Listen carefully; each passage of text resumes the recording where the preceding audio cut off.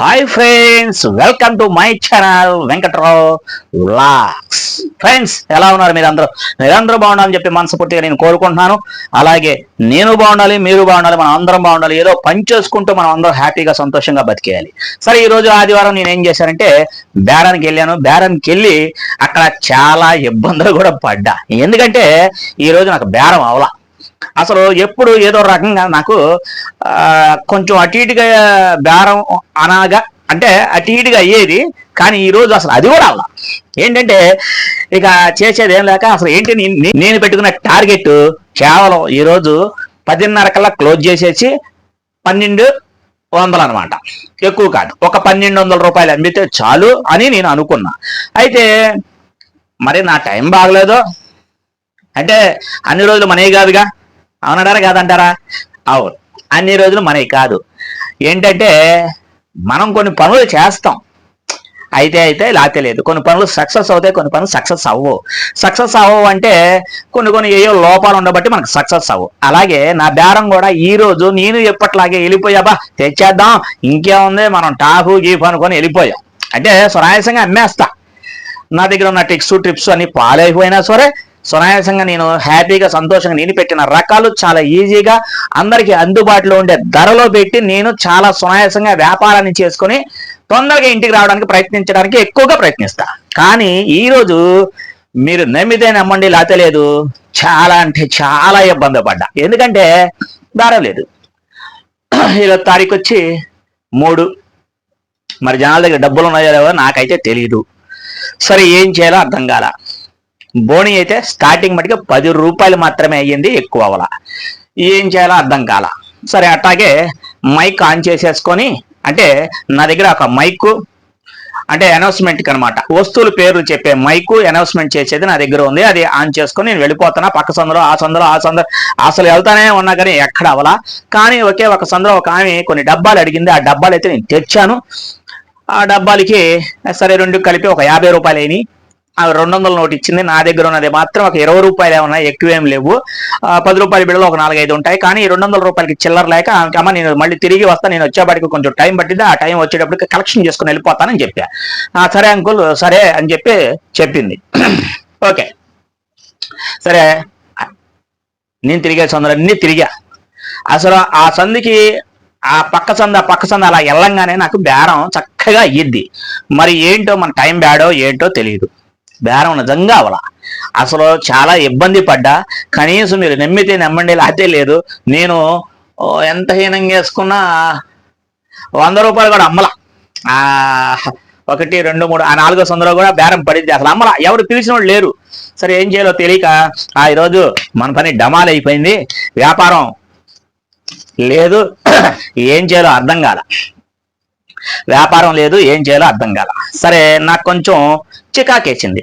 ఎవరైనా సరే మా వ్యాపారస్తుల్లో ప్లాస్టిక్ అండ్ ఫ్యాన్సీ వ్యాపారమే కాదండి, ఏ చిన్న చిరు వ్యాపారంలో వ్యాపారం అంటే బేరం జరగకపోతే ఒక రకమైన గిల్టీ వచ్చేసి చికాకేసి, ఈరోజు బేరం లేదు, అనవసరంగా వచ్చాను, అనవసరంగా తిరిగానని చెప్పి మాలో మేము కొనుక్కుంటూ తిట్టుకుంటూ అసలు అనవసరంగా వచ్చే బేరం లేదని మాలో మేము తిట్టుకుంటానే ఉంటాం.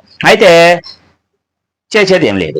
సరే, అట్టాగట్ట ఒక సందులోకి వెళ్ళా, అవల. ఇంకో సందులోకి వెళ్ళా, అవల. అసలు పిలిచిన లేరు. ఒక 2 సందులు అంటే ఇన్ని ఒక 6, 7, 8 సందులు దాటేసిన తర్వాత అవతల వేరే ఏరియాల కాడి నుంచి స్టార్ట్ అయింది. అక్కడి నుంచి ఒక 200 పడినాయి. ఇంక అంతకుమించి ఏం లేదు. కానీ చాలా సందులు అయిపోయినాయి, ఇక తక్కువ సందులే ఉన్నాయి. ఈ తక్కువ సందులో నా టార్గెట్ పూర్తి చేశా. 1200 రూపాయలు ఈజీగా అక్కడ దాకా కష్టపడి చికాకేసి వెళ్ళిపోదాం అనుకుని పట్టా కట్టేసుకుని వెళ్ళిపోదాం. బేరం లేదు, ఏం లేదు, అనవసరంగా వచ్చాను. అప్పటికి 9:30 అయిపోయింది కూడా, ఎండ స్టార్ట్ అయిపోయింది.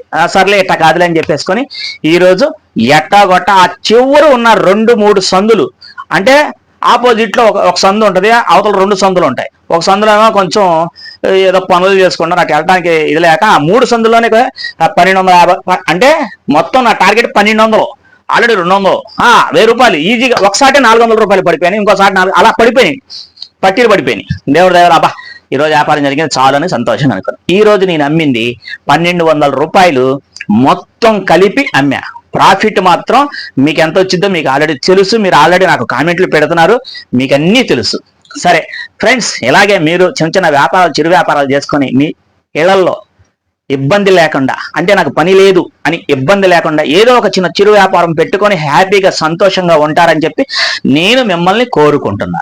కానీ ఈరోజు నాకు మాత్రం ₹1 కాయిన్ ఒకటి వచ్చింది. అది ఓల్డ్ టైపు, నా చిన్నప్పుడు చూసిన కాయిన్.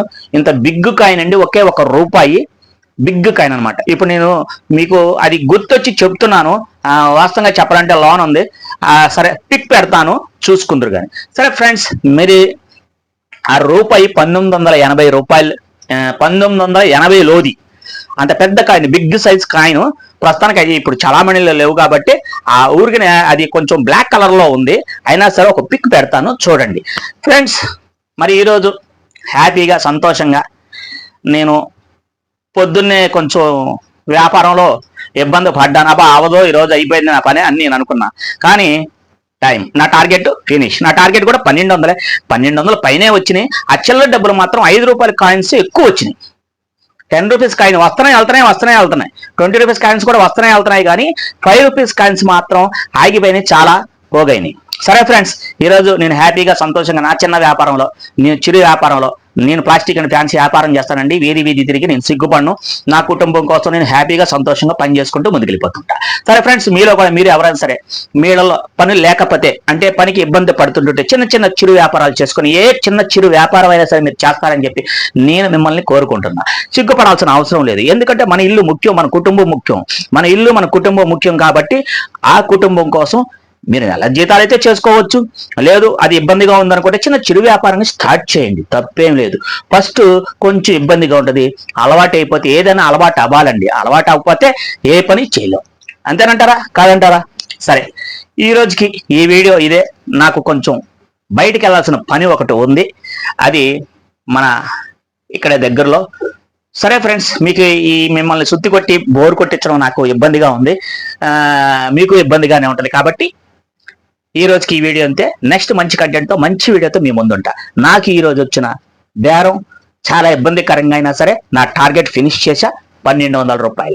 కామెంట్లో నా ప్రాఫిట్ మీరే చెప్పాలి, మీరే చెప్తున్నారు కూడా. ఓకేనా friends? Thank you for watching. Thank you.